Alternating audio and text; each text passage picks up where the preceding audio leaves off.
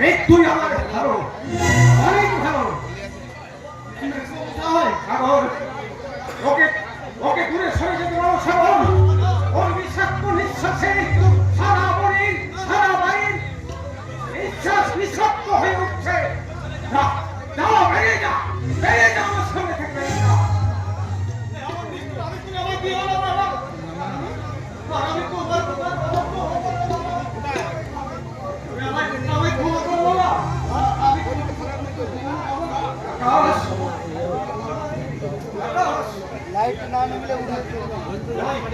তুই আমায় কথা দে বাবা, আবিরের বান্ধবটাকে তুই বাবা,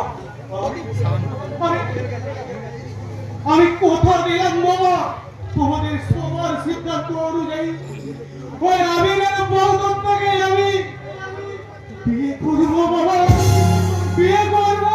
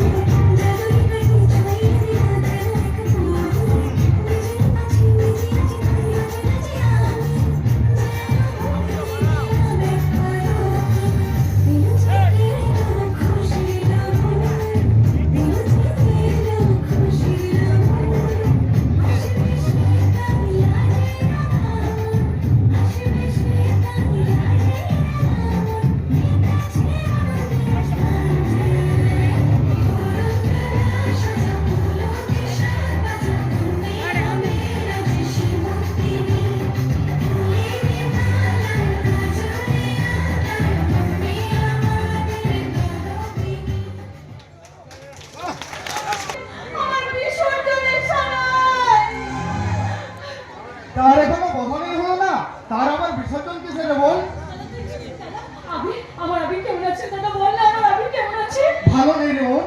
ডাক্তারবাবু মাত্র 48 ঘন্টা সময় দেবে। এর মধ্যে যদি সুস্থ হয় দাদা আর যদি না হয় তাহলে চিরদিনের মতো অন্ধ হয়ে যাবে। তো ভানি তাহলে শোনো দাদা, বন্ধ করতে বলো, বন্ধ করতে বলো এই বিয়ের সময়। চিরে ফেল এই রঙিন আলোকসজ্জা। আর তোর বোনকে নতুন করে সাজিয়ে দে। এই বিয়ের সাজ কেড়ে নিয়ে লগ্ন ভ্রষ্টা বিধবার সাজ। না রে বোন না, তোর জন্য ওষুধ নয়। তাই তো তোর জন্য আমার আমি একটা উপযুক্ত পাত্র খুঁজে এনেছি। দাদা কি বললি দাদা? আবিরের অসুস্থতার সুযোগ নিয়ে আমি অন্য ছেলের গলায় তুলে তো তোমার পর মারলো। অসম্ভব। আমি আমার আবির ছাড়া আর কারো বাড়িতে মারা দিতে পারবো না দাদা। কিন্তু এই 48 ঘন্টার মধ্যে যদি আমি একটি কথা হয়ে যায় না না না দাদা না, আমার মন করছে আমার আবির আমার সুস্থ বাড়িতে আসবে। ও অন্ধ হলেও আমি ওকে গ্রহণ করবো দাদা।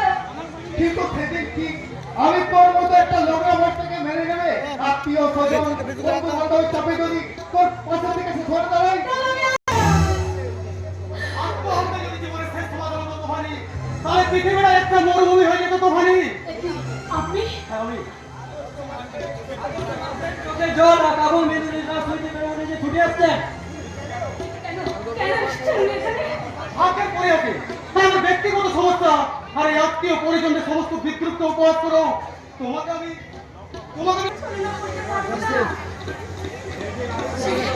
সে যখন আসবে তখন আমি তাকে কি বলবো? সেদিন তার অন্ধত্বের সুযোগে তাকে নিয়ে সারা জীবনকে মিথ্যে নাটক সাজিয়ে বলবো যে তোর এই পারদর্শিতা তোফানি বিয়ের রাতে লগ্ন ভ্রষ্ট কলঙ্কতে উদ্ধার করতে আত্মহত্যা করেছে।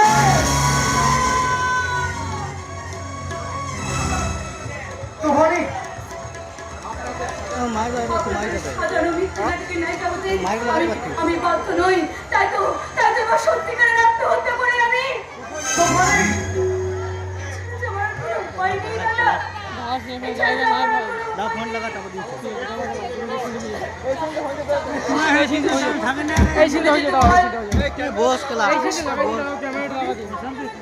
নেই। আমি নিজে দাঁড়া তোফানি, আর কিছু অপেক্ষা কর। আত্মহত্যা করে না দে, তুই আমার মোরা মুখটা দেখে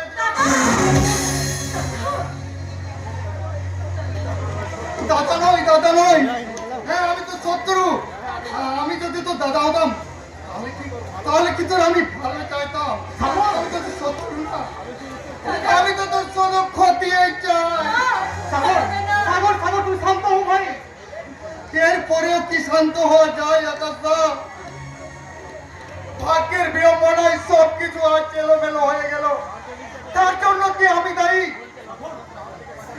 বোনকে লগ্ন অবস্থার হাত থেকে বাঁচাতে ওই নতুন পাত্রের সন্ধান আনা কি আমার অপরাধ?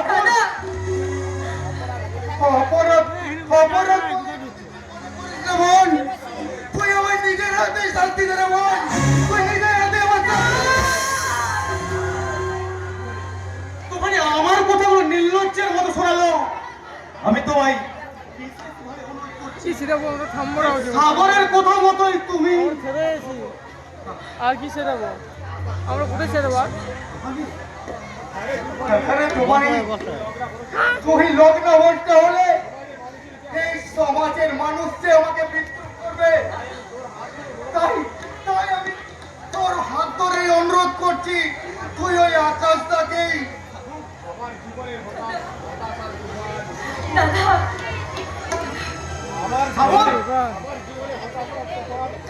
তোফানি তোফানি আমায় কোথা দে তুই ওই সাগরটাকে তুই।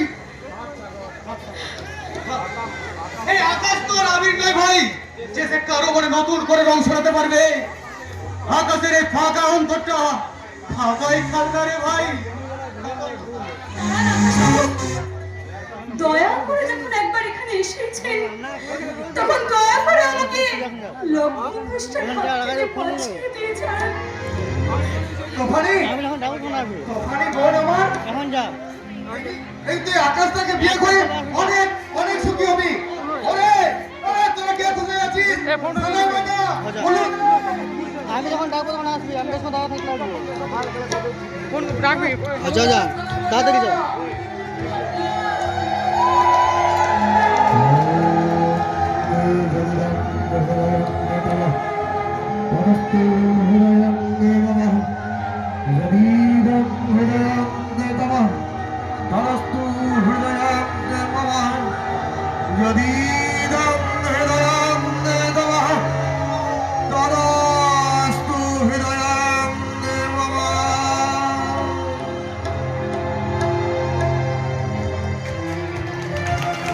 ও সানাইয়ের বেশিক্ষণ বাঁচবে না। ওই খুনির সানাইয়ের মাঝে আমি সারা কান্নার সুর মিশিয়ে দেব। আর আনন্দের মাঝে আমি সালা ছড়িয়ে দেব মুঠো